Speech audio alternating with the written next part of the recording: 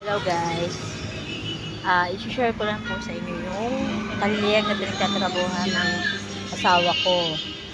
Baka po sakaling may gustong magpagawa dyan or gustong mag-arkila po ng bako. Ito po, papakita ko po sa inyo. Ito po yung ginagawa nila sa sasakyan. Yan po. Sira-sira po siya. Pero gagawin po nila yan. Ito hindi pa rin nila tapos gawin. Yan, sasakyan malaki po yan. Yan. Ikabit pa lang yung gulo, ay yung ulo, pero yung katawan hindi pa. Ito pa yung katawan niya. Ikakabit po siya yan dito. Hindi pa sila makagawa ngayon. Gawa ng may tinatapos pa sila, may siniservice na. Ito pa gagawin nila, ayan, sasakyan na to.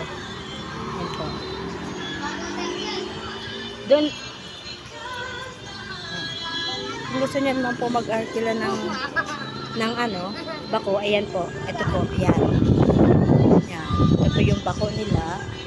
Kung gusto niyo pong umarkila, yan lang po. Ito po. Yan yung isa. Ito po yung isa po. Ayan. And then, kung gusto niyo po silang makontak, ito po yung contact nila. Ayan. Ito po. Ayan. Ito po yung kanilang contact. Ayan. Ayan niyo po. Yan lang po guys. Ito yung bahay nila. Yan yung talyer. Yan lang po guys. Thank you po.